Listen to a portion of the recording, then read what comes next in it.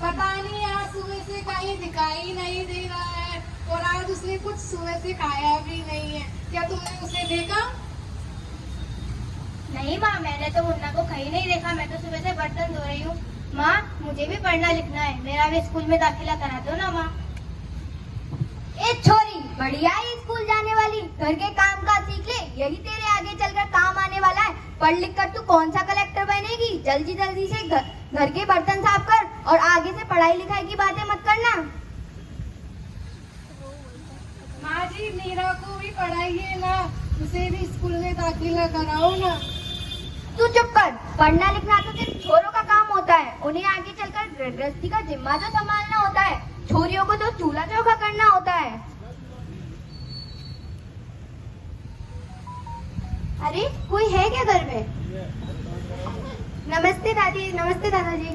अरे ये क्या बात, कौन किसकी जवाबदारी संभाल रहा है? और ये हमारी मीरा बेटी क्यों रो रही है? देखिए ना डॉक्टर दीदी, दादी कहती है तुझे पढ़ लिख कर क्या करना है, आगे जाके चूल्हा चौका ही तो संभालना है।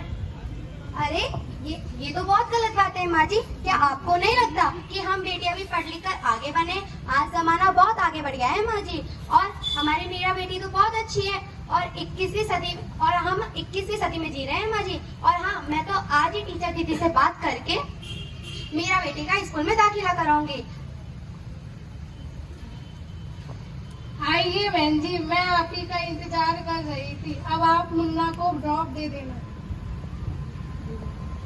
अच्छा मेरा बेटा, अब रोना नहीं। और हाँ, तुम आज ही मैं टीचर दीदी से बात करके तुम्हारे स्कूल में दाखिला कराऊंगी, ठीक है? अब रोना नहीं, तुम भी जरूर स्कूल जाओगे और मेरी तरह एक दिन अच्छे डॉक्टर बनोगी।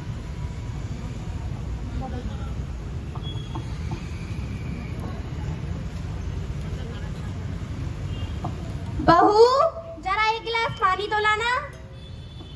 जी बाबूजी, लाई।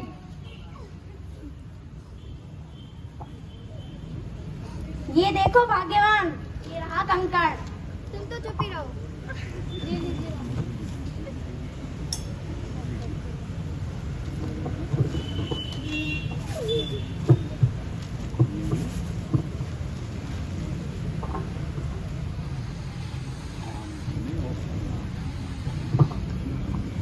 ये देखो भाग्यवान, अखबार में प्यारी बेटी के बारे में कितनी सुंदर कविता आई है। आओ मैं ये तुम्हें पढ़कर सुनाता हूँ। कहती बेटी बाह पसार, मुझे चाहिए प्यार दुलार, बेटी की अनदेखी क्यों करता है निष्ठुर संसार।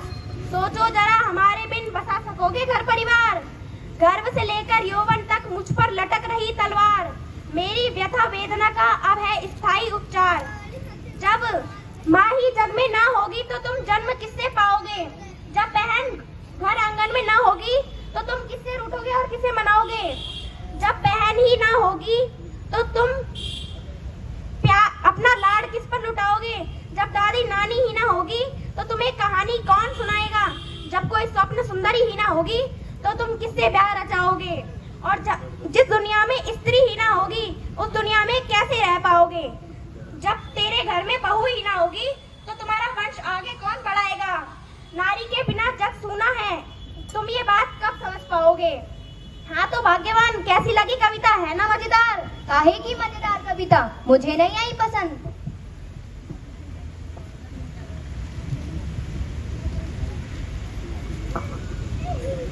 मैं अंदर आ जाऊं?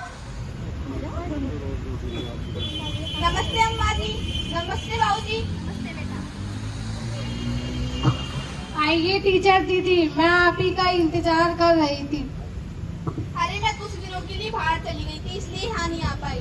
और डॉक्टर बहन जी कह रही थी आपने मीरा का अभी तक दाखिला नहीं कराया।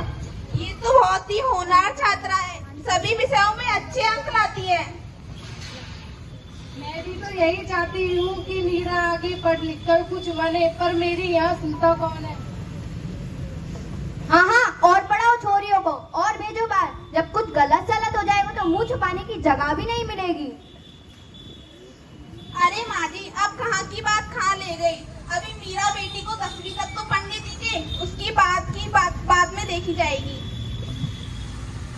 ठीक है टीचर दीदी, अब से मैं मीरा को अच्छे स्कूल में पढ़ाऊंगी, उसे आगे बढ़ने के लिए अच्छे उच्च बालिका स्कूल में भेजूंगी।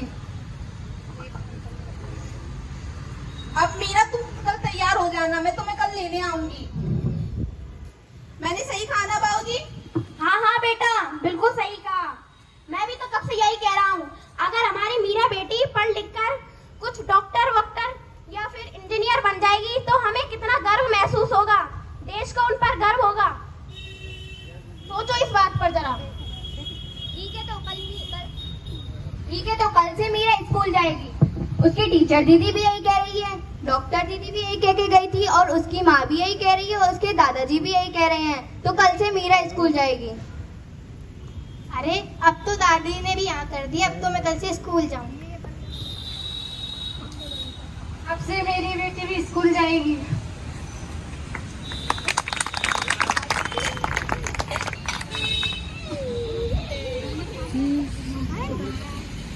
इस नाटक का उद्देश्य आज समाज में व्याप्त कुरीतियों को, बेटा और बेटी में जो भेदभाव हो रहा है उसको समाप्त करने के लिए लोगों को प्रेरित करना है, और साथ ही सरकार ने जो विभिन्न योजनाएं चलाई है उसके लिए लोगों को जागरूक करके बालिकाओं को उच्च शिक्षा के लिए प्रेरित करना है। धन्यवाद। बहुत ही शानदार प्रस्तुति और एक कॉन्फिडेंस देखने को मिला इन बालिकाओं में। बड़े